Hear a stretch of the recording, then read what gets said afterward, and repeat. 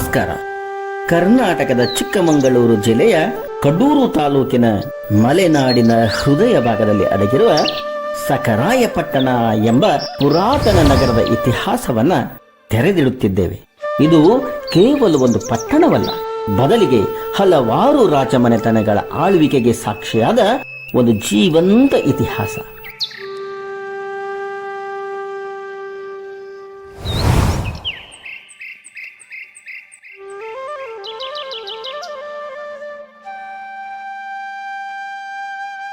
ಈ ಊರಿಗೆ ಜೀವನಾಡಿಯಾಗಿರುವ ಅಯ್ಯನ ಕೆರೆ ಪ್ರಥಮವಾಗಿ ರುಕ್ಮಂಗರಾಯರಿಂದ ನಿರ್ಮಾಣಗೊಂಡು ಕ್ರಿಸ್ತಶಕ 1156ರಲ್ಲಿ ಹೊಯ್ಸಳರಿಂದ ಪುನರ್ ನಿರ್ಮಿಸಲ್ಪಟ್ಟ ಐತಿಹಾಸಿಕ ಜಲಾಶಯ.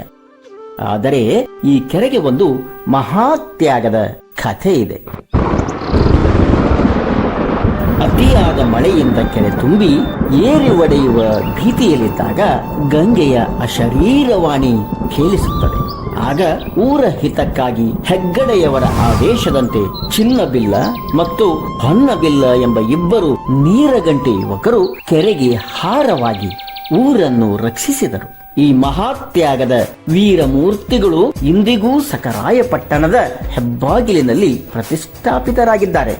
ಊರಿಗೆ ಬಂದವರು ಈ ಮೂರ್ತಿಗಳನ್ನ ಪೂಜಿಸಿ ಅವರ ಕಥೆ ಕೇಳುವುದು ಇಲ್ಲಿನ ಸಂಪ್ರದಾಯ. ಅಯ್ಯನ ಕೆರೆಯ ಗುಡ್ಡದಲ್ಲಿ ಬೆಳೆದ ಹುಲ್ಲನ್ನು ನೇಯ್ದ ದನಗಳ ತಳಿಯೇ ಇಂದು ಹೆಚ್ಚು ಬೇಡಿಕೆಯಲ್ಲಿರುವ ಅಮೃತ ಮಹಲ್ ಜಾತಿಯ ದನಗಳ ಕೇಂದ್ರವಾದ ಅಜ್ಜಂಪುರದಲ್ಲಿರುವ ಶ್ರೀಗಂಧದ ಗುತ್ತಿಯ ಮೂಲವಾಗಿದೆ.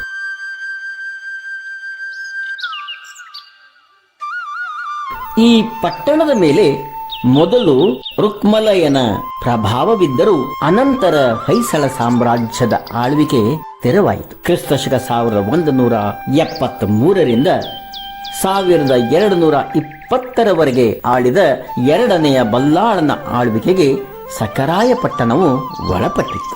ಬಲ್ಲಾಳರಾಯನ ಆಳ್ವಿಕೆಗೆ ಸಾಕ್ಷಿಯಾಗಿ ಸಖರಾಯಪಟ್ಟಣದ ಜಾತ್ರೆ ನಡೆಯುವ ಜಾಗದಲ್ಲಿ ಸುಮಾರು 14 ಅಡಿ ಉದ್ದದ ಚೌಕಾಕಾರದ ಕಲ್ಲು ಇದೆ. ಇದನ್ನು ಸ್ಥಳೀಯವಾಗಿ ವೀರಬಲ್ಲಾಳನ ಚೌಕಿ ಎಂದು ಕರೆಯುತ್ತಾರೆ. ಹೊಯ್ಸಳರ ಅವನತಿಯ ನಂತರ ವಿಜಯನಗರ ಸಾಮ್ರಾಜ್ಯ ಇಲ್ಲಿ ಪ್ರಬಲವಾಯಿತು. ಕ್ರಿಸ್ತಶಕ 1360ರ ಸುಮಾರಿಗೆ ಬುಕ್ಕರಾಯನು ಮಾಯನ ಮಾಕಪ್ಪ ನಾಯಕನಿಗೆ ಈ ಊರಿನ ಆಡಳಿತವನ್ನ ವಹಿಸಿಕೊಟ್ಟನು ಎಂಬುದಕ್ಕೆ ಶ್ರೀ ರಂಗನಾಥ ಸ್ವಾಮಿ ದೇವಾಲಯದಲ್ಲಿ ಶಾಸನವಿದೆ. ಆನಂತರ ಕ್ರಿಸ್ತಶಕ 1405ರ ಸುಮಾರಿಗೆ ಶಕುನರಾಯ ಎಂಬ ನಾಯಕನು ವಿಜಯನಗರದ ಪ್ರತಿನಿಧಿಯಾಗಿ ಇಲ್ಲಿ ಆಳಿದನು. ಈತನು ಊರಿನ ಏಳಿಗೆಗೆ ಶ್ರಮಿಸಿ ಹೊಸ ದೇವಾಲಯಗಳನ್ನ ನಿರ್ಮಿಸಿದನು. ಶಕುನರಾಯನು ಕಟ್ಟಿದ ಪಟ್ಟಣವೇ ಕಾಲಕ್ರಮೇಣ ಸಖರಾಯಪಟ್ಟಣ ಎಂದು ಪ್ರಸಿದ್ಧವಾಗಿದೆ.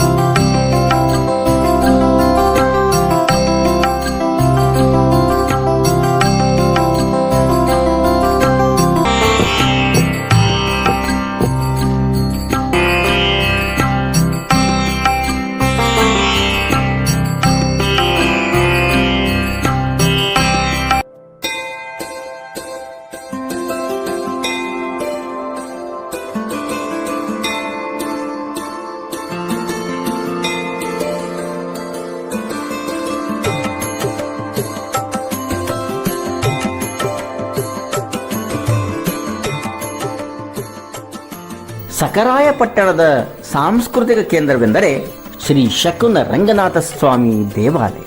ಈ ದೇವಾಲಯವು ಚತುರ್ಭುಜ ಶ್ರೀ ಮೂಲ ಶಕುನ ರಂಗನಾಥ ಸ್ವಾಮಿಗೆ ಸಮರ್ಪಿತವಾಗಿದೆ.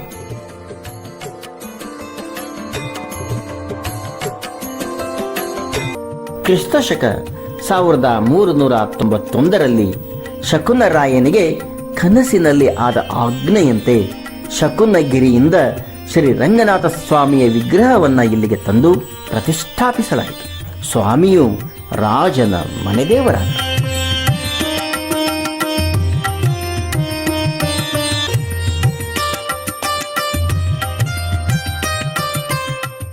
ಈ ದೇವಾಲಯದಲ್ಲಿ ಶ್ರೀ ಸೌಮ್ಯ ಚನ್ನಕೇಶವ ಸ್ವಾಮಿಯ ವಿಗ್ರಹವೂ ಇದ್ದು ಇಲ್ಲಿ ಪೂಜಾ ಕೈಂಕರ್ಯಗಳು ಪಾಂಚರಾತ್ರ ಆಗಮೋಕ್ತ ರೀತಿಯಲ್ಲಿ ನಡೆಯುತ್ತವೆ.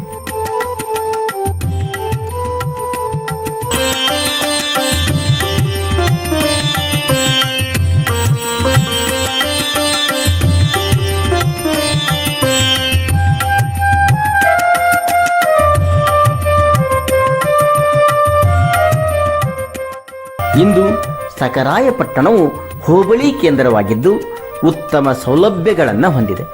ಶ್ರೀ ರಂಗನಾಥ ಸ್ವಾಮಿ ದೇವಸ್ಥಾನದ ಜೀರ್ಣೋದ್ಧಾರಕ್ಕೆ ಅನೇಕ ಮಹನೀಯರು ಕೊಡುಗೆ ನೀಡಿದ್ದಾರೆ.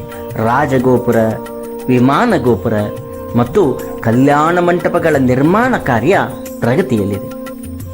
ಶ್ರೀ ರಂಗನಾಥ ಸ್ವಾಮಿಯ ದೇವಸ್ಥಾನ, ಅಯ್ಯನಕೆರೆ, ಬ್ರಹ್ಮ ಸಮುದ್ರದ ವೀರನಾರಾಯಣ ಸ್ವಾಮಿ ದೇವಾಲಯ ಮತ್ತು ಐತಿಹಾಸಿಕ ಕೋಟೆ ಕೊತ್ತಲುಗಳೊಂದಿಗೆ ಸಕರಾಯಪಟ್ಟಣವು ಒಂದು ಪ್ರೇಕ್ಷಣೀಯ ಮತ್ತು ಯಾತ್ರಾ ಸ್ಥಳವಾಗಿದೆ. ಬೆಂಗಳೂರು, ಶಿವಮೊಗ್ಗ, ಹಾಸನದಿಂದ ಬಸ್ಸುಗಳ ಮೂಲಕ ಅಥವಾ ಕಡೂರಿನಿಂದ ರೈಲು ಮಾರ್ಗದ ಮೂಲಕವೂ ಈ ಪಟ್ಟಣವನ್ನು ತಲುಪಬಹುದು.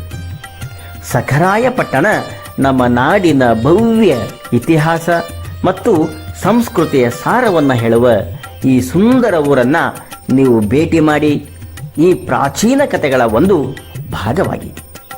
ವಂದನೆಗಳು.